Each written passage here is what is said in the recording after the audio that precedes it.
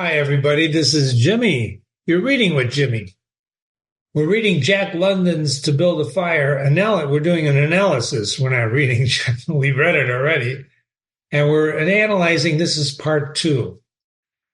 We left off where the man had built a fire after falling into the little pool that bubbled up halfway to his knees. And it was surprisingly how fast he got cold.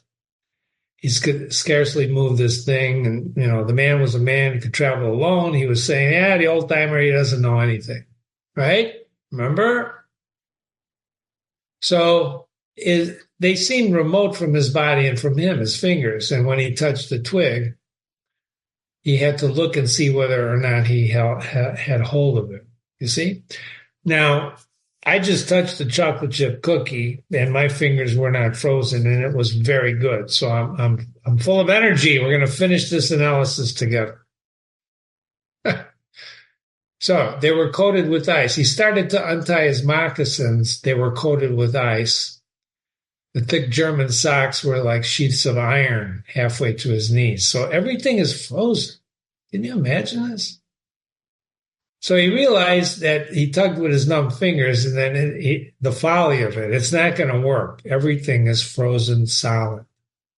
So he takes out his knife, his sheath knife. But before he could cut the strings of his moccasins, it happened. It was his own fault, or rather his mistake. He should not have built his fire under the spruce tree. Remember spruce, right? Way back when. Now, the word spruce appears at least six times in this story. So if you look up, they're beautiful trees, right? But he's building his fire underneath one of these trees. And of course, what happens is every time he moves a twig or he takes something from around the tree shakes a little bit. And then there's like an avalanche that comes down and just blots out his fire, just puts it out. There's no more fire. The narrator says the man was shocked. You think? It was as though he had just heard his own sentence of death. And that's really what it was. We could spend, if you want to, 10 minutes talking about what hearing a sentence of death is. We're actually all of us are under a sentence of death because we all die, right? We just don't know when, which is different. There's a scene in the brothers, actually The Possessed by Dostoevsky, where there's a character in there called Kirilov. And Kirilov is an interesting character. I'm not going to give away the plot. But one of the things that he toys with in his mind, this Kirilov character, is death. Why are we afraid to die?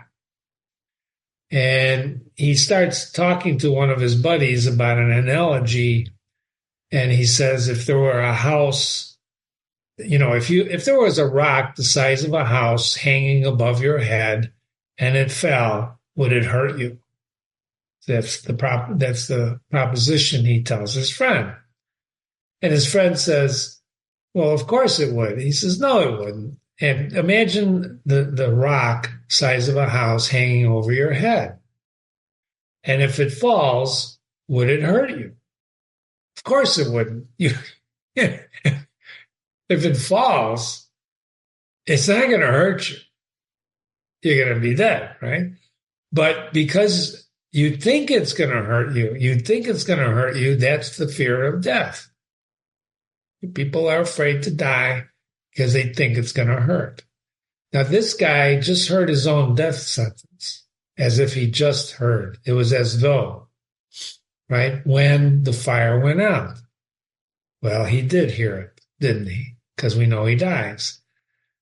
So for a moment, he sat and stared where the fire had been, and then he grew very calm. That's interesting. Maybe the old-timer at Sulphur Creek was right. You think? If he had only had a trail mate, there would be no danger now. The trail mate could build a fire. Maybe he would lose some toes. His feet are badly frozen by now. Be some time before the second fire was ready. Such were his thoughts, but he didn't sit and think them. He was busy all the time. They were passing through his mind. He made a new foundation for a fire in the open, and he's going. He's moving. He's got to do something. This flotsam he's talking about is the debris in the water that was not thrown overboard, often the result of a shipwreck. So there's lots of crap laying around that he's getting, but he can't bring his fingers together to pull it out. Remember, his fingers are frozen. He's in a bad spot, ladies and gentlemen. In a way, he got rotten twigs, but he worked methodically, even collecting armful of larger branches so he could do it later. And there's the dog, watching, a certain yearning wistfulness in its eyes. He looked upon him as a fire provider, and the fire was slow. So there's the comparison contrast of the dog and the man. When everything was ready, he reached in his pocket for a second piece of the birch bark, which, remember, that's how you start. That's the kindling of the fire, the kindling.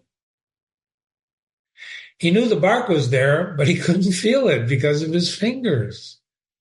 He heard it rustling, but he couldn't grab it. In his consciousness, the knowledge that his feet were freezing. He can't help but know that he's freezing. Oh man, I can't imagine what this guy's going through. Can you? And so he kept calm. He put him in a panic, but he fought against the panic to keep calm. So I have to admire him. I think you do too, because he should be going crazy, right? But he's keeping calm. Pulls his mittens on, blah, blah, blah. He felt a great surge of envy as he looked at the dog that was warm and secure in natural covering. So now he envies the dog. If only he had a better relationship with the dog. And if the dog could talk, he would say, "Are you stupid, man? Just stop, build a fire and stay there." After a time, he was aware of the first faraway signals of sensation in his beaten fingers. So he keeps beating his hands on.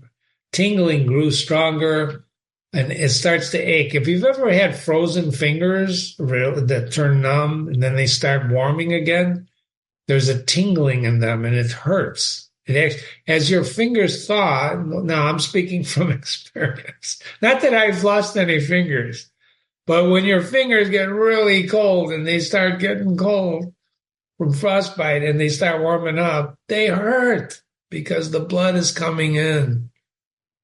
The tingling grew stronger, stinging, excruciating. But he was happy about that. There's happiness in that pain. Why? Because he knows they're thawing. But then the minute he stripped his mitten, the exposed fingers quickly got numb again. See, the guy's in a logic loop, right? He's in a logic loop. Mittens on, mittens off, mittens on. He can't get the fingers warm. So he brings out a bunch of sulfur matches. He tries to separate one of the matches. Can't do it. Finally, picks it out in his teeth very carefully. He watched using the sense of vision because he can't feel anything. So he's using his vision as touch. So you have 5 senses, right? You touch, see, right? Smell, taste, hear, right? You got your senses.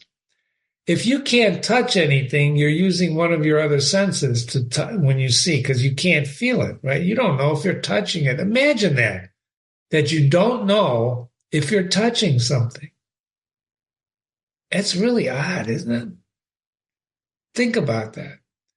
So his fingers didn't obey. He pulled the mitten on his right hand. He's just banging he's just banging them, right? His hands, but he was no better off. And finally, he devised a way. He picked it up in his teeth and scratched it on his leg 20 times in lighting it. And as it flamed, he held it with his teeth at the birch bark, but the burning brimstone went up his nostrils into his lungs and caused him to cough spasmodically, and the match fell into the snow and was put out. The old timer in Sulphur Creek was right, he thought, in controlled despair that ensued. Controlled despair. After 50 degrees below zero, minus 50, a man should travel with a partner. So he beats his hands again, removes his mitten with his teeth, can't do it. He's scratched, and he's getting desperate now. You understand? He's getting desperate. He puts the whole bunch into his mouth, scratches the bunch against his leg, and it flares into flame. Right? He puts the whole bunch between the heels of his hands, and his arm muscles aren't frozen. They enable him to press the hands tightly against the matchstick. So imagine you got a book of matches between your palms, and you scratch it along your leg. You flare it up, 70 matches at once. There's no wind, so it's not going to blow out. He kept his head to one side to escape the strangling fumes, and he puts it to the birch bark, and as he held it, he became aware of a sensation in his hand. His flesh was burning. Jesus, can you imagine that? You're holding matches in the heels of your palms of your hand, and it's burning your flesh, and you can't feel it, but you smell it. You smell it. And deep down the surface, he can feel it. And now it starts to be pain and acute, but he endured it because the flame, he's got to hold it there, that would not light readily because of his own burning hands were in the way. At last, when he couldn't endure no more, he jerked his hands apart and the matches fell sizzling into the snow. But the birch bark was alight. He began laying dry grasses on it. And he couldn't pick and choose because he can't move his fingers, right? So he's putting it down by cupping the stuff with his hands, two hands together. He cherished the flame. Beautiful work. This is beautiful writing. He cherished the flame. Anybody in his situation, anyone, I can't think of a better word than cherish. Can you? Carefully and awkwardly. It meant life, and it can't go out. The withdrawal of blood from the surface of his body now made him shiver. Hypothermia, remember? He's starting to shiver, and he's growing awkward. A large piece of moss fell on the little fire. He tried to poke it with his fingers, but his riveting frame made him poke too far because he's shaking uncontrollably. He's shaking. And he disrupted the nucleus of the little fire. He tried to poke them together, but the twigs were hopelessly scattered. The fire provider had failed. As he looked around him, his eyes chanced on the dog sitting across the ruins of the fire from him in the snow, making restless motions, and the sight of the dog put an idea in his head. He doesn't use the word desperate, I believe. I'd have to double check that, but I don't think Jack London, the narrator, ever used the word desperate. But that's what's going on here, ladies and gentlemen. This guy is desperate. He sees the dog and he remembers a story about a guy who killed a steer and crawled in the carcass and was saved from a blizzard. And he can kill the dog until he can build another fire. He can put his hands in the warm body until the numbness went out. Except he's forgetting one thing, even if he killed the dog, which he doesn't. But if he were to kill the dog and put his hands in there until they got warm, once you kill the dog, that dog starts freezing immediately, right? Not only that, when you withdraw your hands from the warm dog, what happens to your hands? They freeze immediately. This guy is in a bad spot. He's in a bad spot. And sometimes we all get in a bad spot, right? So one of the things to think about while you're reading this story is avoid bad spots. But more than that, if you get into one, make sure you don't get desperate, because this guy's desperate. He spoke to the dog, calling him. But the dog is suspicious. He never heard the man talk like this. Why? because of the non-intimate relationship they have. The man only yells at the dog. Come here, tiny dog. He's cajoling the dog. The brain arose an apprehension of the man. The dog is on guard, and it would not come to the man. So he got on his knees and crawled toward the dog. He's crawling to the dog, just like a dog. He's on all fours, right? This excited suspicion, and the animal slided menacingly away. I gotta get out of here. So he goes there. He glanced first in order to assure himself he was really standing up, right? Pull his mittens up as his erect position in itself started to drive webs, blah, blah, blah, blah. As it came within reaching distance, the man loses control. He grabs the dog. He discovered that his hands couldn't clutch the dog and that there was neither feeling in his fingers. He forgot for the moment that they were frozen and they were freezing more and more, right? His arms flashed out to the dog, and he experienced surprise when he discovered his hands couldn't clutch the dog. This happened very quickly before the animal could get away. He encircled its body with his arms. So he's got a hold of the dog. And the dog's not just sitting quietly letting him be encircled because of love, right? He sat down in the snow, and in this fashion he held that dog while it snarled and whined and struggled. You can imagine this is a husky now. This is not a little chihuahua, right? He's snarling, he's growling, he's whining, he's struggling. It was all the man could do to keep his arms encircled while he sat there. And then he realized he couldn't kill the dog. There's no way he could kill that dog. Well, he's got helpless hands, right? He can't grab the knife, can't throttle the animal, so he released it and it plunged wildly away, the tail between its legs, still snarling. 40 feet away, it stopped and looked at him curiously, his ears sharply pricked forward. It struck him as curious one should have it under his eyes in order to find out where his hands were. He don't know where his hands are. He can't feel them. A certain fear of death, dull and oppressive, came to him. We talked about this, right? A fear quickly became poignant, and he realized that it was no longer a mere matter of freezing his fingers, toes, or losing his hands and feet. It was a matter of life and death with the chances against him. So he's realizing it looks like that's that. That thought puts him into a panic. Okay, he's panicking now. He's no longer calm, trying to figure out the situation. And even when he was trying to figure out the situation, he's not doing it that well, right? So he turns and runs. He starts running. The dog runs behind him. He ran blindly, without intention, in fear such as he's never known in his life. He's experiencing fear such as he's never known in his life. Have you ever been afraid? I mean, really afraid? Slowly he plowed and floundered through the snow. The running made him feel better. Why is that? Because it's starting the blood to circulate. It stops his shivering, right? He's running.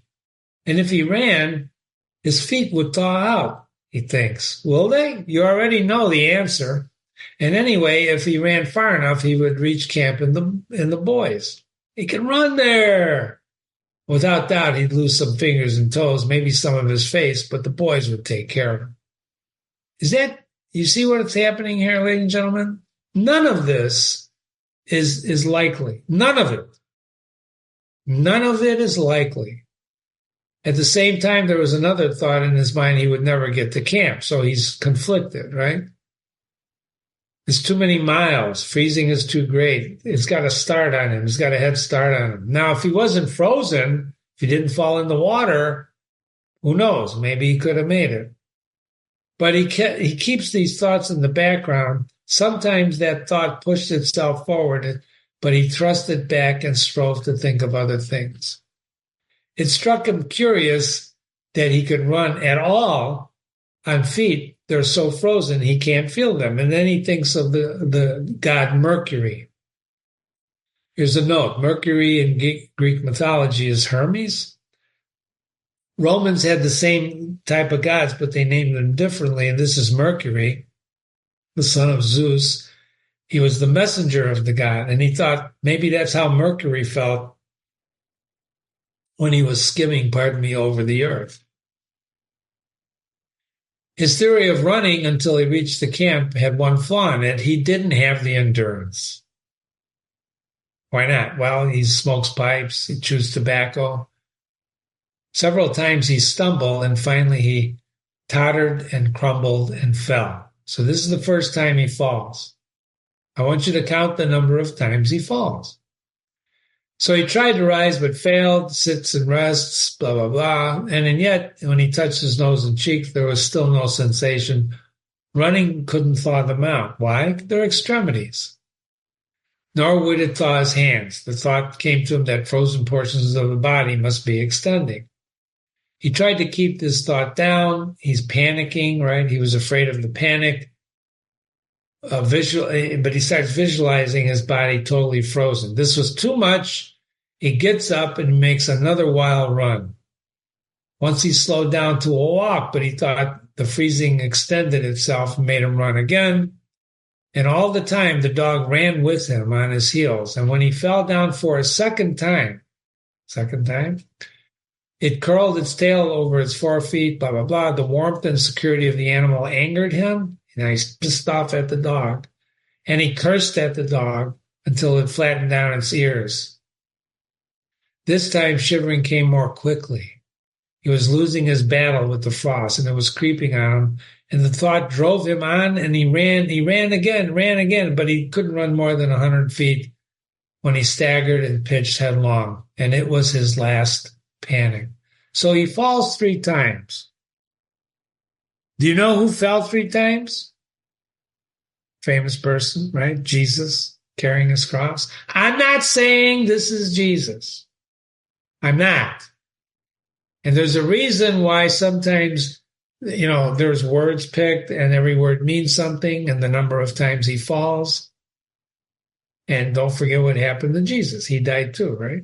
So he's not that this is a Christ figure. You'll read some literature with me, specifically Billy Budd by Herman Melville, where there's a Christ figure that Billy Budd is drawn up like Jesus. But that's not what this is. It's just curious that he falls 3 times. So he entertained in his mind the conception of meeting death with dignity. Now I'm going to try to do this with dignity. The idea he had was making a fool of himself. His idea of it. However, the conception didn't come to him in such terms. His idea of it was that he had been making a fool of himself, running around like a chicken with his head cut off. And you've heard that saying? You're running around like a chicken with your head cut off. Here it is. Here it is. I'd have to do some research to find out if this is the first time that was used. But there it is. My mom used to tell me, you're running around like a chicken with your head cut off. Such was the simile, ladies and gentlemen. That's a simile. Right? Look up simile. That's a good word to remember. He was bound to freeze anyway, and he might as well do it decently. So he got a new peace of mind, and so it's not really a good idea to sleep off to death.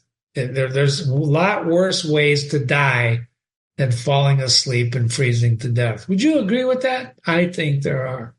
But again, we're back to that house, the rock the size of a house. Are you afraid of death? He's already come to terms now, it sounds like, right? Probably if he could move his fingers, he'd light his pipe and die, right? So he found himself looking for himself. This is an interesting segue here. He pictured the boys finding his body the next day. And you see this in movies sometimes, right? Where out-of-body experiences sometimes. So he finds himself coming along looking for himself.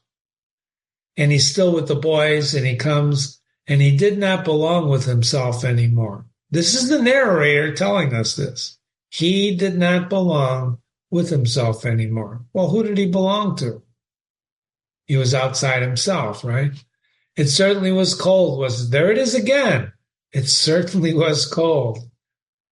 The old timer from Sulphur Creek, he drifted into a vision, and then he speaks. He mumbles, "You were right, old hoss. You were right."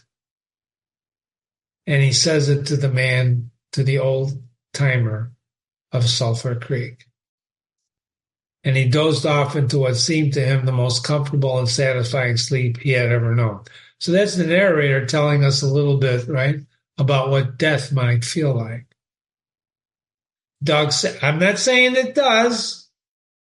I'm not saying anything. I'm just saying if you're in the story, the third person narrator is telling us what this guy felt, what this man felt. So the dog sat there, comes up to him a little more, and then gets the scent of death, and then he runs away, turned around and trotted, doesn't run, just trots to the trail to the camp where he knew there's other food and fire providers. So I wrote a note here. Do you think the dog makes it? That's an interesting question. What a story.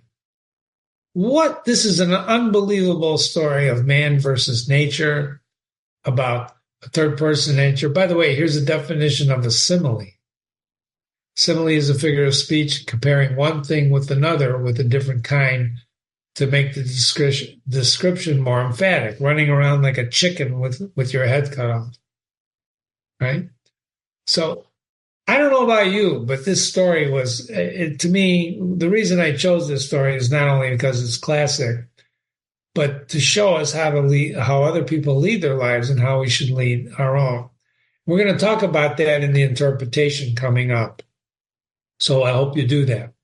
Thank you for visiting. Be sure to visit and read other classics on this website. And be sure to read Jimmy's interpretation of To Build a Fire by Jack London, also available on this website. Questions? Jimmy@readingwithjimmy.com. Jimmy@readingwithjimmy.com. Please email me. Thank you so much for visiting. Have a great day. And please stay warm and think. Please think things through. Would you please? Thank you very much.